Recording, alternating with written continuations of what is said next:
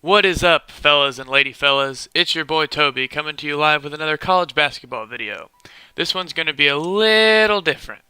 As most of y'all know, the Kyrie Irving and Isaiah Thomas trade officially went through the other day, and we are going to break down this trade a little differently than everyone else on YouTube. So let's throw it back to 2010.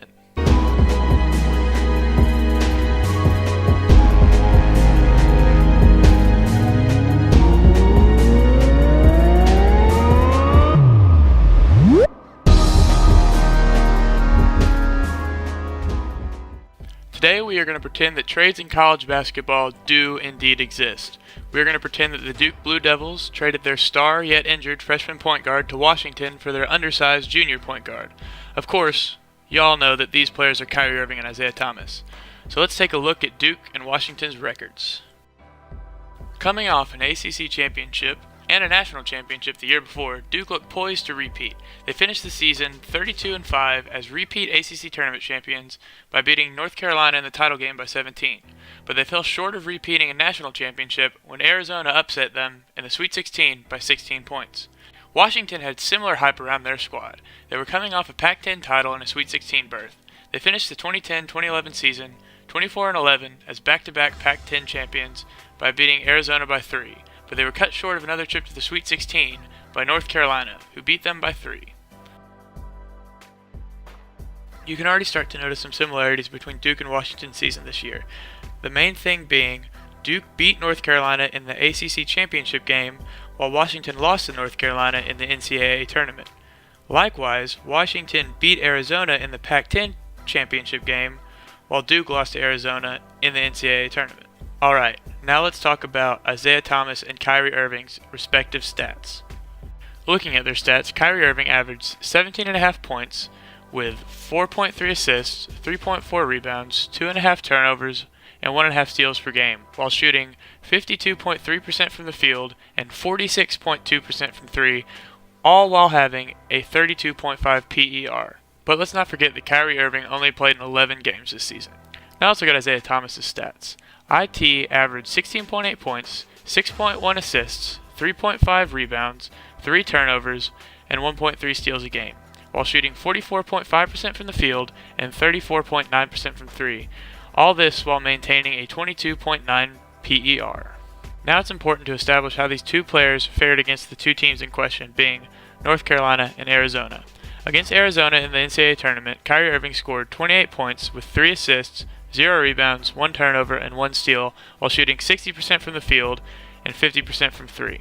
Kyrie Irving never got to play against North Carolina in the regular season or the ACC championship game due to the fact that he was hurt each time they played. Isaiah Thomas, in 3 games against Arizona, averaged 20.6 points a game, 9 assists, 4.3 rebounds, 3 turnovers, and 1.3 steals. Not to mention he did this in the Pac-10 championship game.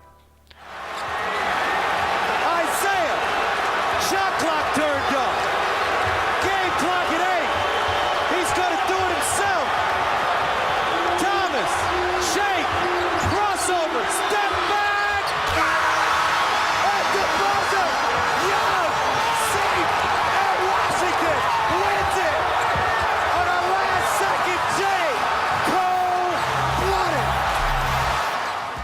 But then, against North Carolina in the NCAA tournament, he scored 12 points with 8 assists, 2 rebounds, 3 turnovers, and 2 steals while shooting 33% from the field and 0 for 2 from 3. I want y'all to imagine Washington without Isaiah Thomas. Would they have even made the tournament? If you replace 35 solid games from your point guard with 11 games of a slightly better point guard, does your team really get better?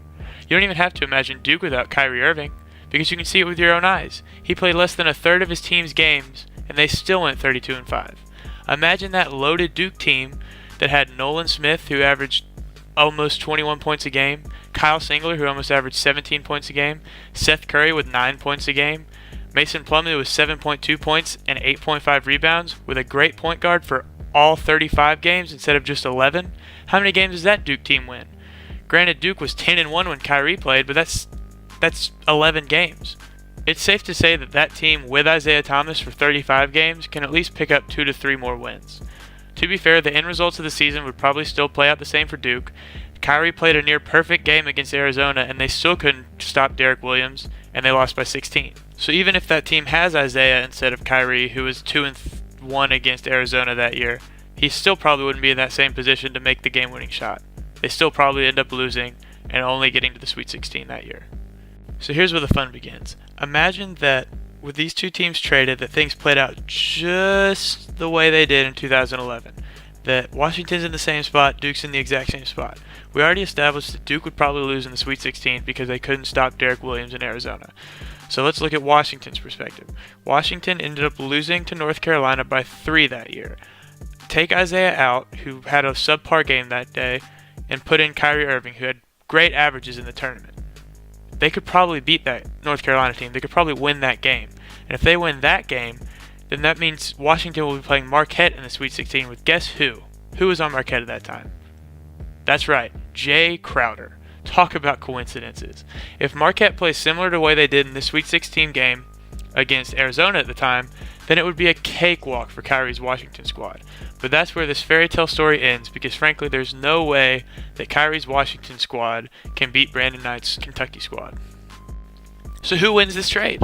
Duke ends up winning probably about 2 to 3 more games, but most likely still loses to Arizona in the Sweet 16. Washington, if they have the same regular season as they actually did, could potentially make the Elite Eight that year due to Kyrie Irving's outstanding play in the tournament, but that is a big if when it comes to Washington having the exact same regular season.